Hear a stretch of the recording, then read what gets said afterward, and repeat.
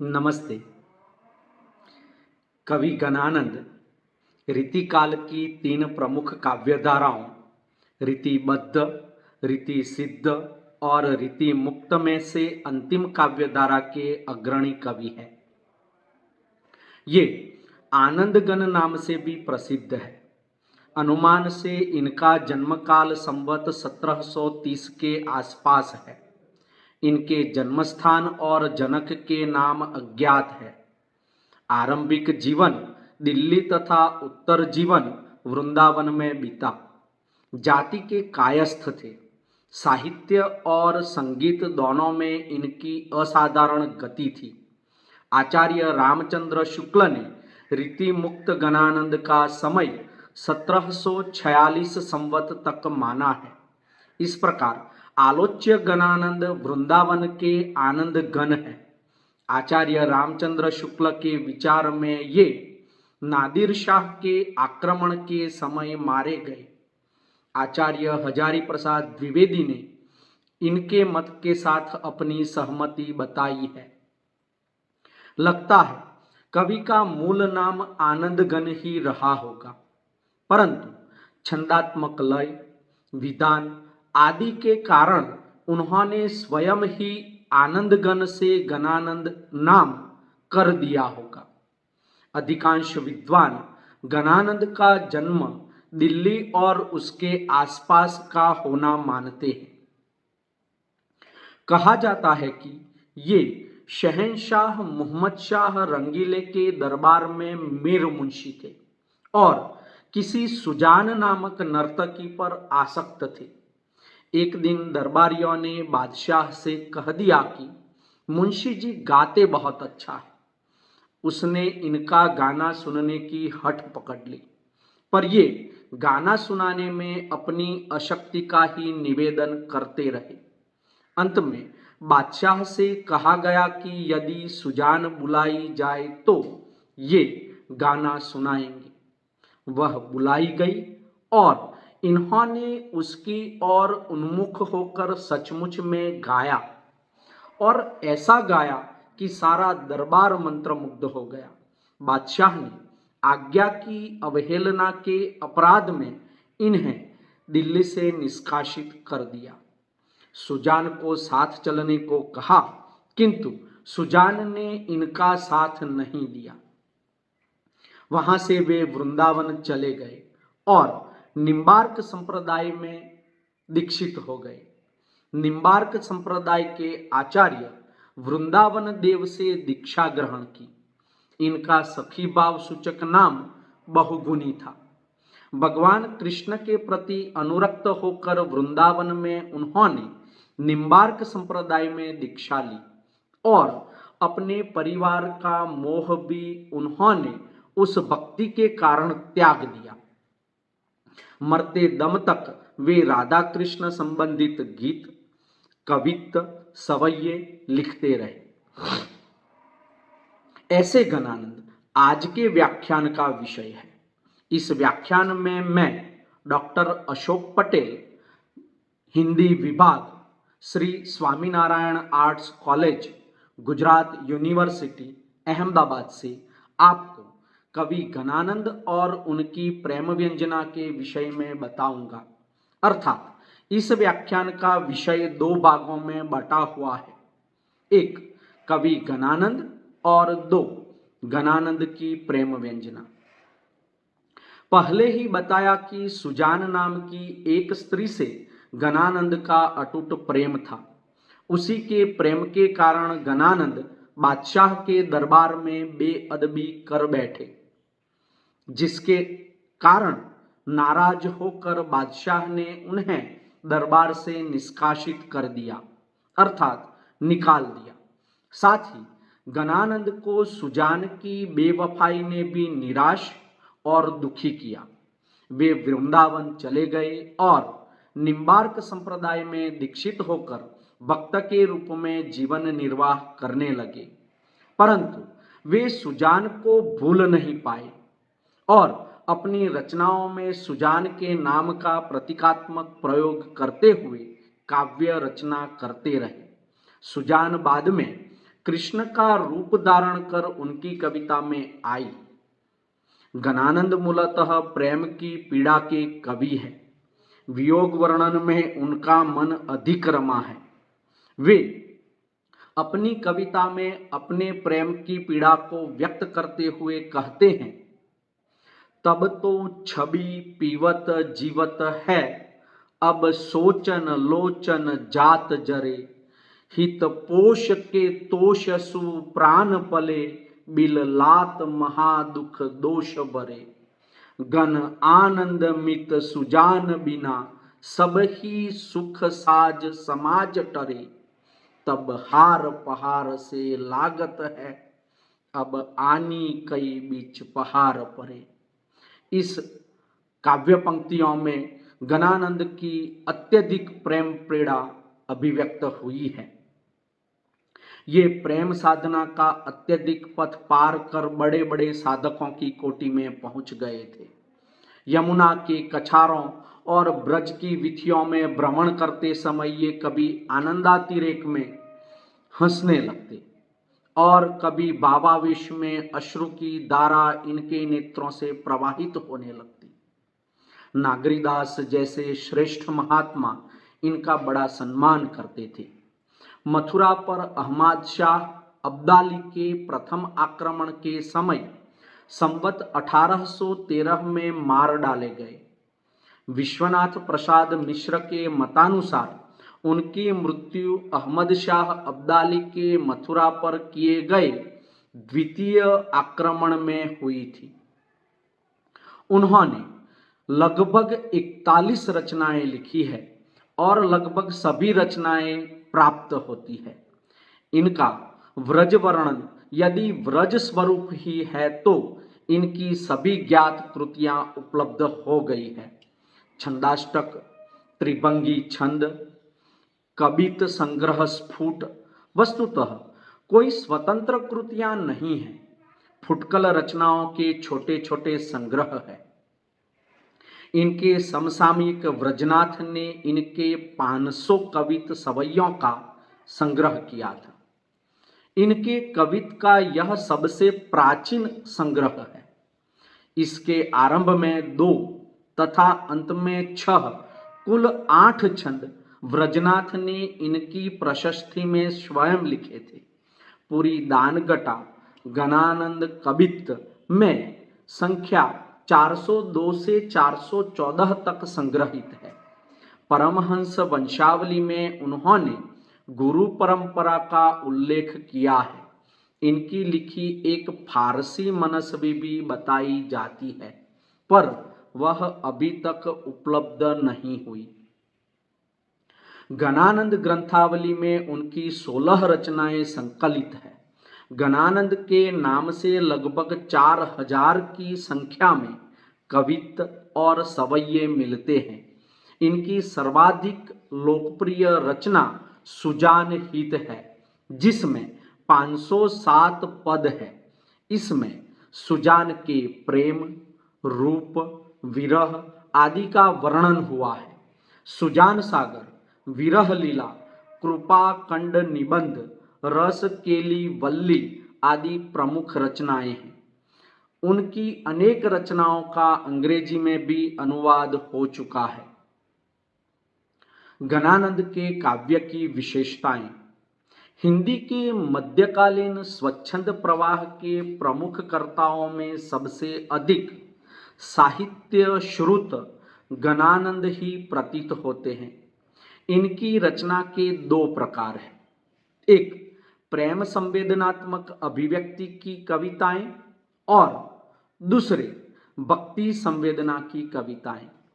इनकी रचना अभिधा के वाच्य रूप में कम, लक्षणा के लक्ष्य और व्यंजना के व्यंग्य रूप में अधिक है। ये भाषा प्रवीण भी थे और व्रज भाषा प्रवीण भी थे। उनकी रचनाओं में प्रेम का अत्यंत गंभीर, निर्मल, आवेगमय और व्याकुल कर देने वाला उदात्त रूप व्यक्त हुआ है। इसलिए गणानंद को साक्षात रसमूर्ति कहा गया है। घनानंद के काव्य में भाव की जैसी गहराई है वैसी ही कला की बारीकी भी है। उनकी कविता में लाक्षणिकता, वक्रोक्ति, वाग्विदग्धता के साथ अलंकारों का कुशल प्रयोग भी मिलता है। उनकी काव्य कला में सहजता के साथ वचन वक्रता का अद्भुत मेल है। घनानंद की भाषा परिष्कृत और साहित्यिक ब्रज भाषा है। उसमें कोमलता और मधुरता का चरम विकास दिखाई देता है। भाषा की व्यंजकता को बढ़ाने में वे अत्यंत कुशल थे। वस्तुतः वे ब्रज भाषा प्रवीण ही नहीं, सर्जनात्मक काव्य भाषा के प्रणेता भी थे। घनानंद की काव्य का कला पक्ष। घनानंद भाषा के धनी थे। उन्होंने अपने काव्य में ब्रजभाषा का प्रयोग किया है। रीतिकाल की यही प्रमुख भाषा थी। इनकी ब्रजभाषा अरबी, फारसी, राजस्थानी, खड़ी बोली आदि के शब्दों से समृद्ध है। उन्होंने सरल, सहज, लाक्षणिक, व्यंजनापूर्ण भाषा का प्रयोग किया है। घनानंद ने लोकोक्तियों और मुहावरों के प्रयोग से भाषा सौंदर्य को चार चांद लगा दिए हैं। घनानंद ने अपने काव्य में अलंकारों का प्रयोग अत्यंत सहज ढंग से किया है। उन्होंने अपने काव्य में अनुप्रास, यमक, उपमा, रूपक, उत्प्रेक्षा एवं विरोधाभास आदि अलंकारों का प्रयोग बहुलता के साथ किया है। विरोधाभास घनानंद का प्रिय अलंकार है। आचार्य विश्वनाथ ने उनके बारे में लिखा है कि विरोधाभास के अधिक प्रयोग से उनकी कविता भरी पड़ी है। जहां इस प्रकार की कृति दिखाई दे उसे निःसंकोच इनकी कृति घोषित किया जा सकता है। घनानंद की कविता में छंद विधान। छंद विधान की दृष्टि से घनानंद ने कवित्त और सवय्ये ही अधिक लिखे हैं। वैसे उन्होंने दोहे और चौपाइयां भी लिखी हैं। रस की दृष्टि से घनानंद का काव्य मुख्यतः श्रृंगार रस प्रधान है। इनमें भी वियोग श्रृंगार की प्रधानता है। कहीं कहीं शांत रस का प्रयोग भी देखने को बनता है। घनानंद की भाषा में चित्रात्मकता और वाग विदग्धता का गुण भी आ गया है। जैसे लाजनी लपेटी चितवनी भेद बाय बरी, लसती ललित लोल चख तिरछानी में, छवि को सदन गोरो बदन रुचिर बाल, रस निचुरत मीठी मृदु मुस्क्यानी में। कवित्त और सवैया। इन पदों में सुजान के प्रेम, रूप, विरह आदि का वर्णन अधिक हुआ है। नहीं आवनी अवधि न रावरी आस, इते पैर एक सी बाट चहो। घनानंद नायिका सुजान का वर्णन अत्यंत रुचिपूर्वक करते हैं। वे उस पर अपना सर्वस्व न्यौछावर कर देते हैं। रावरे रूप की रीति अनूप नयो नयो, लागत ज्यों ज्यों निहारिये, त्यों इन आखिन बानी अनोखी, अगानी कहूँ नहीं आनी तिहारिये। घनानंद प्रेम के मार्ग को अत्यंत सरल बताते हैं। इनमें कहीं भी वक्रता नहीं है। अति सुदो स्नेह को मार्ग है, जहां नेकू सयापन बांक नहीं। कवि अपनी प्रिया को अत्यधिक चतुराई दिखाने के लिए उलाहना भी देता है। तुम कौन दो पाटी पढ़े हो कहो, मन लेहू पै देहू छटांक नहीं। कवि अपनी प्रिया को प्रेम पत्र भी भिजवाता है, पर उस निष्ठुर ने उसे पढ़कर देखा तक नहीं। जान अजान लौ टुक कियो, पर बाँची न देखियो।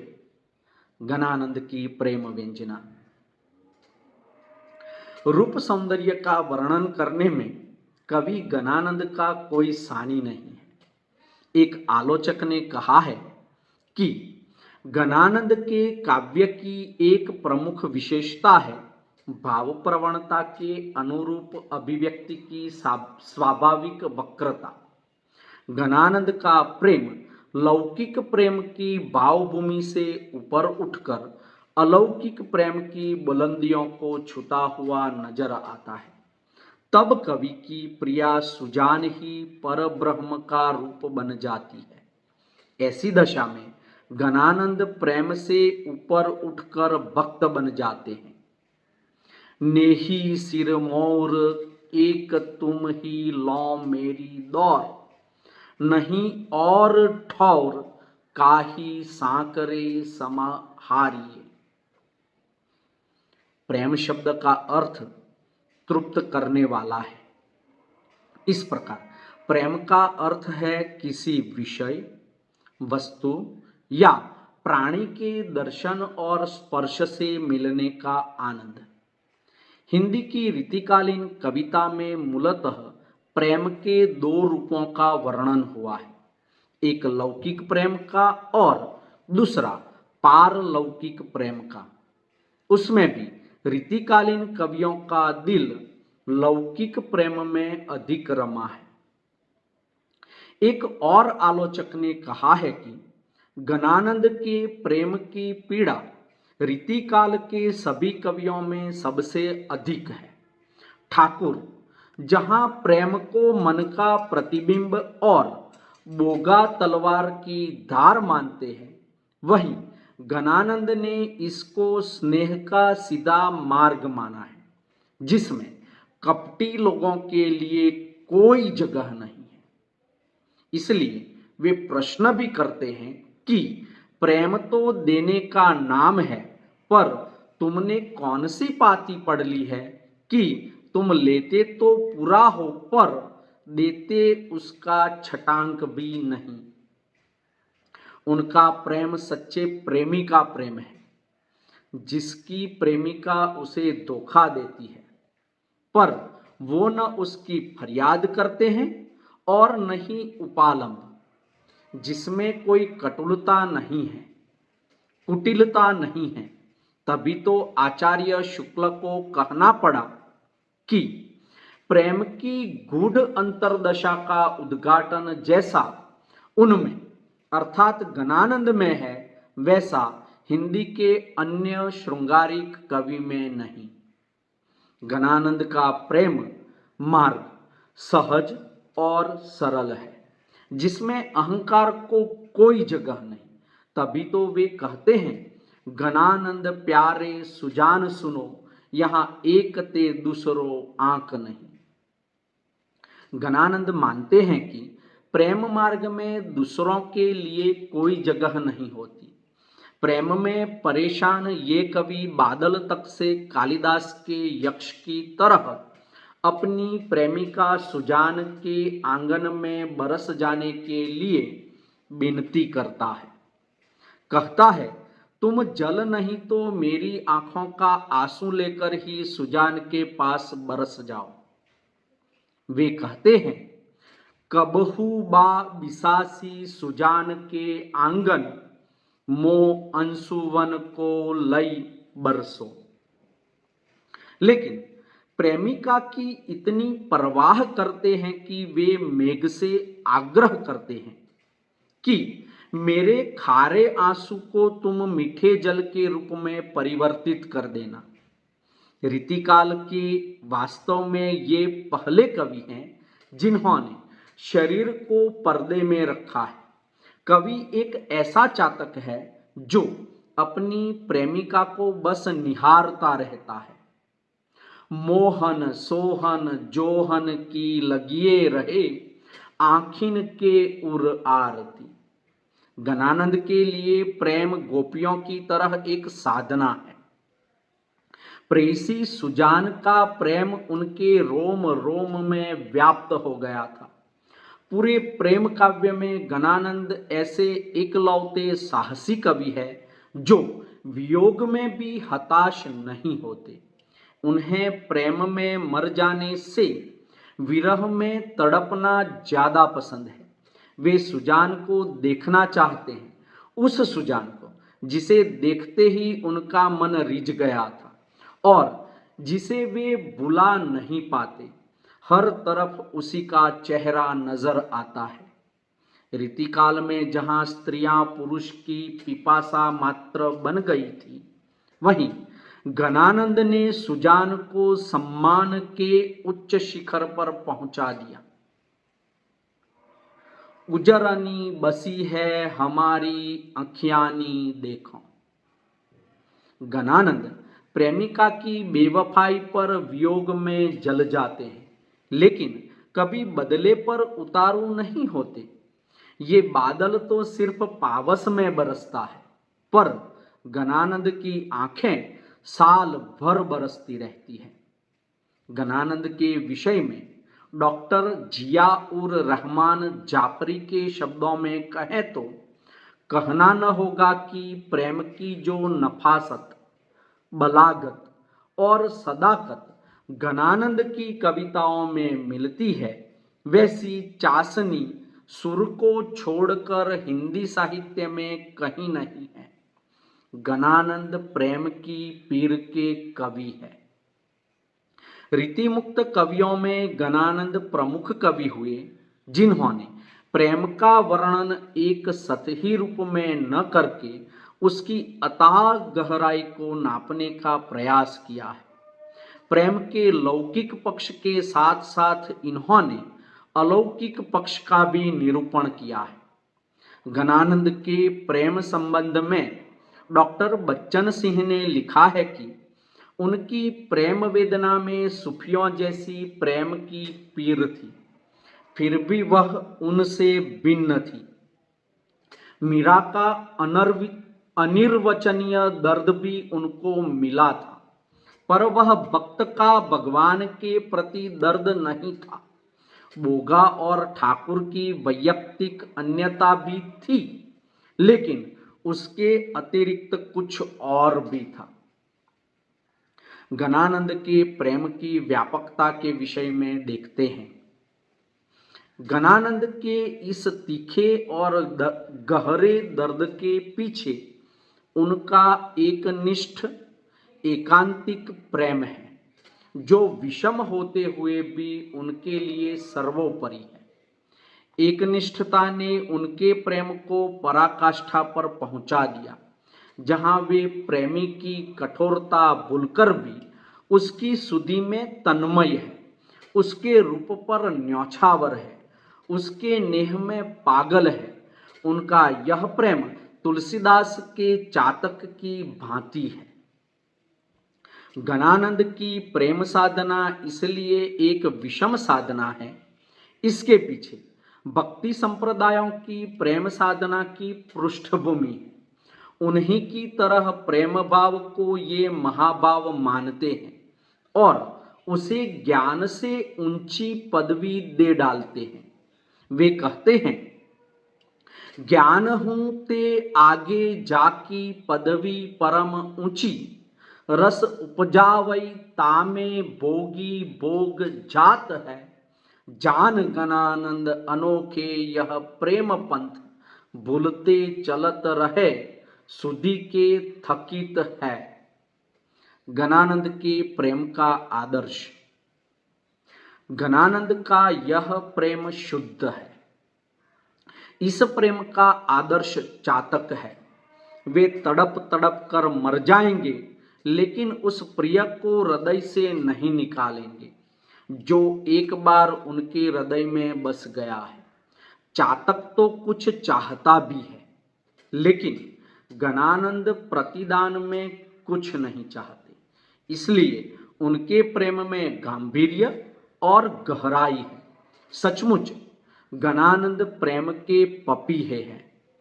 गणानंद के आहत प्राणों की पुकार दिगंत व्यापी है।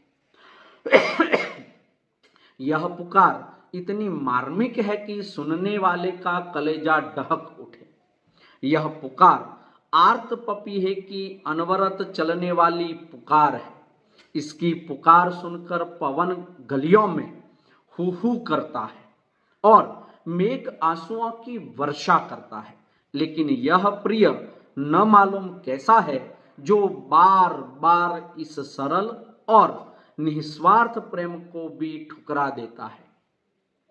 वे कहते हैं, प्रीतम सुजान मेरे हित के निदान, कहो कैसे रहे प्राण जौ अनखी अरसाय हों, तुम तो उदार दीनहीन आनी पर्यो द्वार, सुनिए पुकार याही कौलो तरसाय हों। रूपाशक्ति की प्रधानता। घनानंद की प्रेम साधना में रूपाशक्ति की प्रधानता है।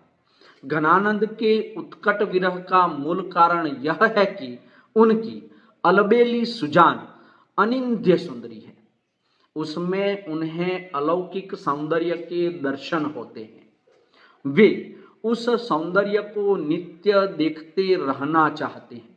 कारण यह था कि वह रूप उन्हें नित्य नया नया प्रतीत होता था और उस रूप पर उन्होंने अपना सर्वस्व न्यौछावर कर दिया था। परंतु दुर्भाग्यपूर्ण वह रूप उनकी आंखों से ओझल हो गया, उन्हें फिर देखने को नहीं मिला और वे अपनी उस पागल रिज के हाथों बिककर रात दिन वियोग की आग में जलते रहे। वे लिखते हैं, रावरे रूप की रीति अनूप, नयो नयो ज्यों ज्यों निहारिये, त्यों इन आखिन बानी अनोखी, अगानी कहूँ नहीं आन तिहारिये, एक ही जीव हुतो सूतो वार्यो सुजान, संकोच ओ सोच सहारिये, रिकी रहे न वह घन आनंद बावरी, रिज के हाथनी हारिये। घनानंद के काव्य में हृदय की मौन पुकार की अधिकता है। घनानंद का वह विरह बौद्धिक नहीं है, वह उनके हृदय की सच्ची अनुभूति है। और वहाँ विरह बौद्धिक होता है, वहाँ प्रदर्शन एवं आडंबर का आधिक्य देखा जाता है। किंतु जहाँ विरह हृदय की अनुभूति होती है, वहाँ प्रदर्शन एवं आडंबर कहाँ। वहाँ तो हृदय की टीस, प्राणों की तड़पन और मन की आकुलता का आधिक्य होता है। और वह टीस, तड़पन और आकुलता बाहर नहीं सुनाई पड़ती, क्योंकि हृदय बल नहीं पाते, चुपचाप तड़पते रहते हैं और मन चित्कार नहीं कर पाता, वह अंदर ही अंदर घुटता रहता है और आकुल व्याकुल बना रहता है। यही कारण है कि घनानंद का विरह बाह्य चित्कार, बाह्य कोलाहल एवं बाह्य शोरगोल से सर्वथा दूर हृदय की मौन पुकार है तथा अन्यतः अंतःकरण की आंतरिक जलन है, जिसमें विरही के प्राण तपते रहते हैं, अंग पसीजते रहते हैं और वह जो मसोस मसोस कर तड़पता रहता है। अंतर आंच उसास तजई, अति अंत उसी जय उदेग की आवस। प्रियजन की निष्ठुरता का वर्णन। घनानंद के विरह की तीव्रता एवं उत्कटता का मूल कारण यह है कि उनका प्रिय बड़ा कठोर है, निर्दय है, निष्ठुर है तथा विश्वासघाती भी है। उसको इनकी तनिक भी परवाह नहीं है। वह इतनी दुर्दशा देखकर तनिक भी नहीं पसीजता और अब उसने जान पहचान भी मिटा डाली है। वह अब उन्हें बिल्कुल भूल गया है, जबकि पहले बड़ी मीठी मीठी बातें करके बहका लिया था। उसने इनके हृदय को ठग लिया था और अब निष्ठुरता एवं कठोरता का व्यवहार करके दिन रात जलाता रहता है, कल्पाता रहता है तथा बेचैन बनाए रखता है। भय अति निठुर मिटाए पहचानी, डारी याही दुख हमें, जक लगी हाय हाय है। तुम तो निपट निरदई गई बुली सुधी, हमें सूल सेलनी सो क्यों हूं न बुलाए है। प्रेमगत विषमता। गणानंद के विरह में सबसे बड़ी विशेषता यह है कि यह एकांगी है, सम नहीं है, अपितु विषम है। क्योंकि जो तड़पन है, चित्कार है, जलन है, धड़कन है, वह एक और ही है। केवल प्रेमी का ही हृदय अपने प्रिय प्रेयसी सुजान के विरह में रात दिन तड़पता रहता है, जबकि उनके प्रिय के हृदय में विरह की तनिक भी आग नहीं है, तनिक भी आकुलता व्याकुलता नहीं है, तथा तनिक भी बेचैनी नहीं है। यह प्रेमी प्रिय को जितना चाहता है, उसके लिए जितना तड़पता रहता है, प्रिय उसको न तो उतना चाहता है और न तड़पता दिखाई देता है। परंतु प्रेमी गणानंद को इसकी बिल्कुल चिंता नहीं है, क्योंकि उनका प्रिय उनके प्रति कैसे भाव रखता है, वे तो अपने प्रिय के अनन्य प्रेमी हैं और उनके तो रोम रोम में प्रीति बसी हुई है। वे कहते हैं, चाही अनचाही जान प्यारे पई आनंद गन, प्रीति रीति विषम सु रोम रोम रमी है। उपालंब की तीव्रता। गणानंद के विरह में उपालंब अत्यंत गूढ़ता एवं गंभीरता के साथ दृष्टिगोचर होता है।